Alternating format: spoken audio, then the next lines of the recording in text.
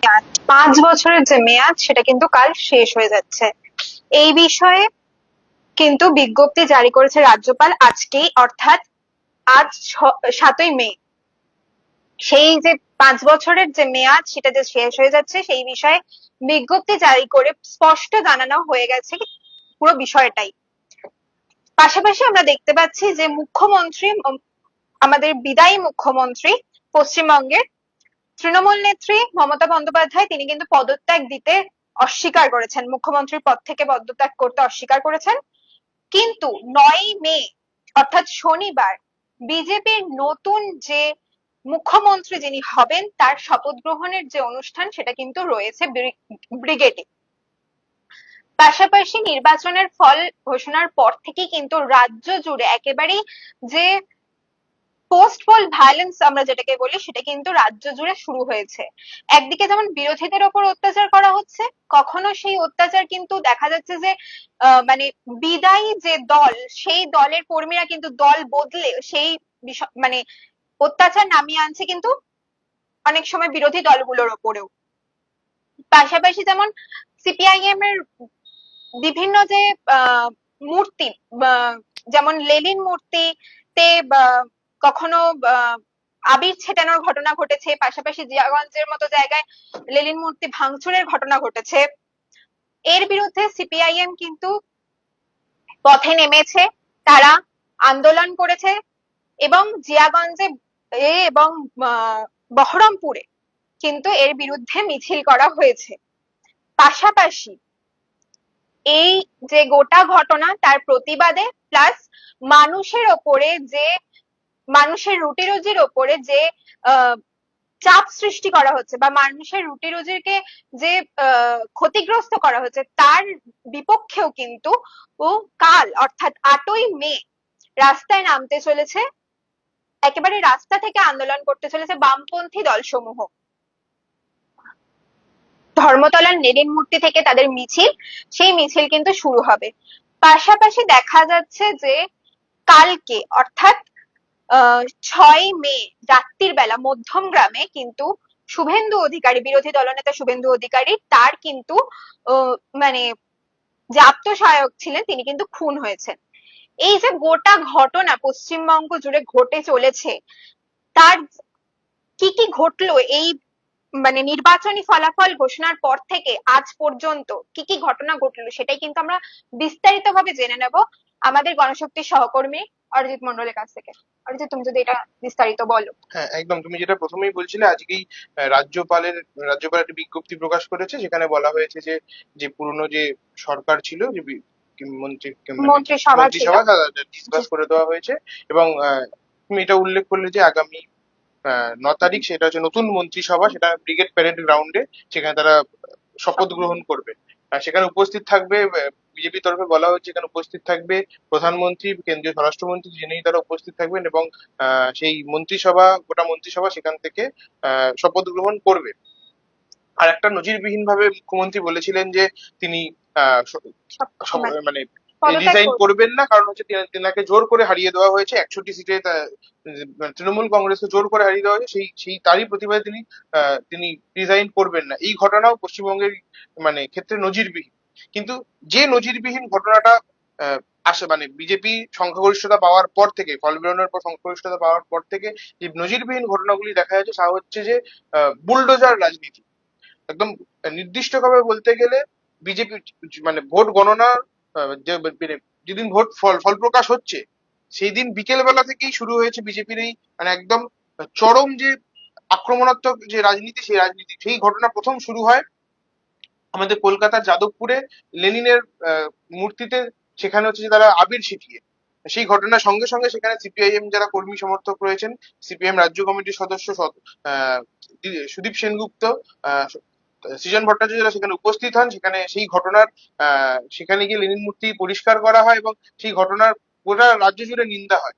এবং তার পরের দিনই কার্যত বিজেপির যারা জয়ী প্রার্থী, তারা একদমই তাদের তারা বলছে যে তারা হচ্ছে যে বিজয় মিছিল, সেই বিজয় মিছিল করার নামে বুলডোজার নিয়ে একাধিক জায়গায় ঘটনা দেখা গেছে জেসিবি কলকাতা। নিয়েও দেখা গেছে যে একদম কলকাতার রাস্তায় একেবারে নিউ টাউনের মতো জায়গায়। হ্যাঁ, নিউ টাউনে আমি কলকাতার উত্তর কলকাতায় শ্যামপুকুর বিধানসভাতে দুটো জেসিবি নিয়ে মানে মিছিল করেছেন জয়ী বিজেপি প্রার্থী পূর্ণিমা চক্রবর্তী, সেই ছবিও দেখা গিয়েছে। এবং এছাড়াও ওই দিন নজিরবিহীন ভাবে ঘটলো কলকাতার প্রাণকেন্দ্র খোদ ধর্মতলার নিউ মার্কেটে জেসিবি নিয়ে আক্রমণ করা হলো বিভিন্ন স্টলে, যে হকাররা যে স্টল, সেই স্টল গুঁড়িয়ে দেওয়া হলো জেসিবি দিয়ে।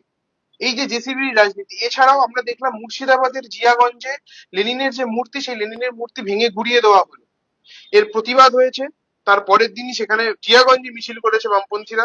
এবং গতকাল মানে বহরমপুরে। বহরমপুরেও বামফ্রন্টের পক্ষ থেকে এই আক্রমণের বিরুদ্ধে এবং তারা সেখানে থানায় একদম সরাসরি আমরা দেখেছি যে গিয়ে অভিযোগ ডেপুটেশন জানিয়েছে।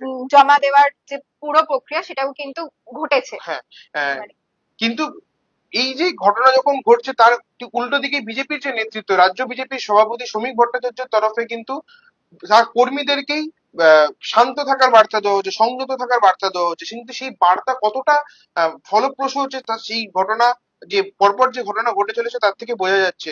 আহ, এবং তিনি, শ্রমিক ভট্টাচার্য, মিডিয়ার সামনে বলেছেন যে কোনো রকম আক্রমণ, কোনো রকম গেরুয়া আবির মেখে কোনো রকম আক্রমণ হলে তা বরদাস্ত করা হবে না। এবং পুলিশকে বলা হয়েছে পুলিশ আইন মোতাবেক যেন ব্যবস্থা গ্রহণ করে। কিন্তু আহ সেই ব্যবস্থা গ্রহণের মানে পরিস্থিতি কি হবে তা আমাদের সেই দিকে নজর থাকবে। এবং উল্লেখযোগ্যভাবে তুমি যেটা বললে, গতকাল বিদায়ী বিরোধী দলনেতা বিজেপির জয়ী প্রার্থী শুভেন্দু অধিকারী, শুভেন্দু অধিকারীর যে আত্মসহায়ক, সেই আত্মসহায়ক চন্দ্রনাথ রথ, তিনি গুলিবিদ্ধ হলেন। তিনটে গুলি তাকে করা হলো, তিনটে গুলি তার শরীরে লাগলো। এবং যা জানা যাচ্ছে 10 রাউন্ড গুলি ওই সময় করা হয়েছে।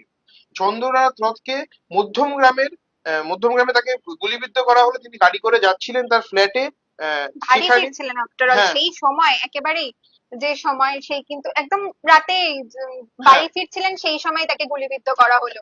এবং গুলিবিদ্ধ করা হয়েছে এবং তিনটে গুলি তার লাগে। এবং ঘটনাস্থলে তাকে মানে হাসপাতালে নিয়ে যাওয়ার সময় তার মৃত্যু হয়। এবং তিনি নয়, তিনি তার যে গাড়ির চালক, তিনিও তিনটে গুলি খেয়েছেন, তিনি গুলিবিদ্ধ হয়েছেন। এবং তিনি এখনো পর্যন্ত হাসপাতালে চিকিৎসাধীন, আশঙ্কাজনক ভাবে চিকিৎসাধীন অবস্থায় রয়েছেন। এই ঘটনার পর গোটা রাজ্য জুড়ে তোলপাড় পরিস্থিতি। আহ এবং কিন্তু তবু এখনো অব্দি কাউকে গ্রেফতারের যে বিষয় সেই বিষয়টা কিন্তু আমরা দেখতে পেলাম না কোথাওই। হ্যাঁ, এখনো পর্যন্ত প্রায় 20 ঘন্টা পার হয়ে গিয়েছে, হ্যাঁ, এখনো পর্যন্ত কোনো গ্রেফতারি হয়নি, কোনো রকম খালি ধরা দেখা হয়নি। গিয়েছে যে কয়েকটা গাড়ি সেটা জাস্ট আরটিও থেকে সেই বিষয়ে তথ্য পাওয়া গিয়েছে, হ্যাঁ, কিন্তু তাতেও দেখা যাচ্ছে যে নাম্বার প্লেটে একেবারেই ভুয়ো। একদমই তুমি যেটা বলছো নাম্বার প্লেট ভুয়ো। গতকাল রাতেই ডিজি সিদ্ধিনাথ গুপ্তা জানিয়েছেন যে তিনি একদম সাংবাদিকদের সামনে জানিয়েছেন যে এই ঘটনা তদন্ত ইতিমধ্যে শুরু হয়ে গিয়েছে গতকাল রাতেই। কিন্তু নাম্বার প্লেট, যে নাম্বার প্লেটে ধরে তদন্ত করা হবে প্রাথমিকভাবে, সেই নাম্বার প্লেট টেম্পার করা হয়েছে, অর্থাৎ ভুয়ো নাম্বার প্লেট লাগিয়ে যে গাড়ি গেছিল সেই গাড়ি থেকে গুলি চালানো হয়েছে বিজেপির বিজেপির যে শুভেন্দু অধিকারী। শুভেন্দুকারী আত্মসহায়ককে।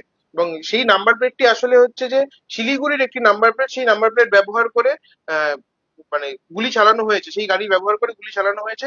এবং ঘটনাস্থল থেকে, যেখানে গুলি চালানো হয়েছে, সেখান থেকে তাজা কয়েকটি কার্তুজ উদ্ধার হয়েছে, এইটুকুনি জানিয়েছেন সিদ্ধিনাথ গুপ্তা। এছাড়া আর কোন রকম তদন্তের স্বার্থে কোন রকম বক্তব্য তিনি বলেননি, কোন রকম কথা তিনি বলেননি। বলেছে তদন্তর স্বার্থে আমি এই আপাতত এইটুখানি বলার, বাকিটা তদন্ত চলাকালীন কি পরিস্থিতি হবে সেই দিকে নজর থাকবে। কিন্তু নজিরবিহীন ভাবে যে ঘটনা আমরা দেখছি, যে বুলডোজার রাজনীতি, মানে বিজেপির তরফ থেকে। এবং কালকের পর থেকে যতই মানে বিজেপি নেতৃত্ব তারা বলছেন যে তাদের কর্মীদের সংযত থাকার জন্য, কিন্তু সেই সংযত থাকার জায়গা আমরা দেখতে পাচ্ছি না। আমরা একাধিক জায়গায় দেখেছি গতকাল গণশক্তি খবর করেছে যে আহ, নদী বিভিন্ন জায়গায় হ্যাঁ, নদিয়া একেবারে জেলায় একেবারে খানাকুলে সিপিআইএম নেতা, তাকে আক্রমণ করা হয়েছে, তিনি হসপিটালে ভর্তি। এছাড়াও উত্তরবঙ্গে কোচবিহারের বিভিন্ন জায়গায় আক্রমণের শিকার হচ্ছে বামপন্থীরা। শুধু বামপন্থীরা না, বিরোধী দলের একাধিক পার্টি অফিস, একাধিক তাদের যে কার্যকলাপ, একাধিক নেতার বাড়ি আক্রমণ হচ্ছে এবং কর্মীরা আহত হচ্ছেন। এই যে গোটা রাজনৈতিক পরিস্থিতি, এই পরিস্থিতি।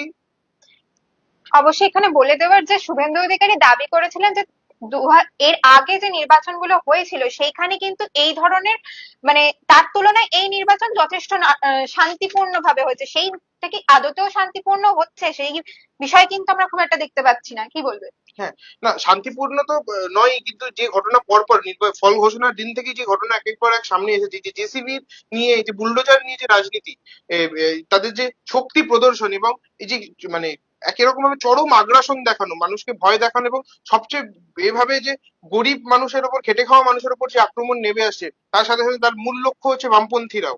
সেই ঘটনাও আমরা দেখতে পাচ্ছি গোটা রাজ্যের দিকে তাকালে। এই ঘটনা মানে চরম নিন্দনীয়, এবং যেটা বলার যে পরের পর জিয়াগঞ্জের ঘটনা, যাদবপুরের ঘটনা, বুলডোজার নিয়ে মিছিল, বুলডোজার নিয়ে গুড়িয়ে দেওয়া, পার্টি অফিস গুড়িয়ে দেওয়া, এক এক বিভিন্ন স্টল গুড়িয়ে দেওয়া, যেটা নিউ মার্কেটে দেখা গেছে, এই ঘটনাগুলি সামনে আসছে। কিন্তু ভোট পরবর্তী হিংসায় 2021 সালে তুমি যেটা বলছিলে যে একাধিক তৃণমূল ক্ষমতায় আসার পর একাধিক জায়গায় তারা হচ্ছে যে আক্রমণ চালিয়েছে, বহু কর্মী খুন হয়েছে, সেই ঘটনা আমরা দেখেছিলাম। কিন্তু একই ঘটনা, একই পুনরাবৃত্তি ঘটছে এই এখনো পর্যন্ত সরকার গঠন নেই তার আগেই এখনো পর্যন্ত সেই ঘটনা ঘটছে। অবশ্যই আমরা এখনো পর্যন্ত সরকার কিন্তু কাল মানে শনিবার অর্থাৎ 9ই মে যেটা বলার যে ব্রিগেড প্যারেড গ্রাউন্ড থেকে নতুন সরকার তারা কিন্তু মানে শপথ গ্রহণ করবে, তার আগেই এই ধরনের ঘটনা ঘটছে। এর পরে কি হবে সেটা দিকে আমাদের যেমন চোখ থাকবে, পাশাপাশি আরো একটা জিনিস যে কাল 8 তারিখ অর্থাৎ শুক্রবার এই যে গোটা বিষয়ে পশ্চিমবঙ্গে যে আক্রমণ চালানো হচ্ছে শ্রমজীবী মানুষের ওপর, তাদের রুটি রুজির ওপর, তার প্রতিবাদে কিন্তু বামপন্থী যে দল তারা কিন্তু রাস্তায় নামছে, তারা মিছিল করছে ধর্মতলা লেনিন মূর্তির সামনে থেকে। সেই দিকে আমাদের নজর থাকবে, পাশাপাশি নজর থাকবে রাজ্যে কোথায় কি হচ্ছে তার দিকেও। আর আপনাদের নজর থাকুক গণশক্তি ডিজিটালের পর্দায়। এই ভিডিওটিকে লাইক করুন, আপনার গুরুত্বপূর্ণ মতামত কমেন্টের মাধ্যমে আমাদের জানান, এবং আমাদের চ্যানেলের ভিডিও সবার আগে দেখার জন্য ইউটিউবে গণশক্তিকে সাবস্ক্রাইব করুন, ফেসবুকে ফলো করুন এবং শেয়ার করুন আপনার পরিচিতদের মধ্যে। আমাদের চ্যানেলে আপলোড হওয়া ভিডিও নোটিফিকেশন পেতে বেল আইকনটি ক্লিক করতে ভুলবেন না।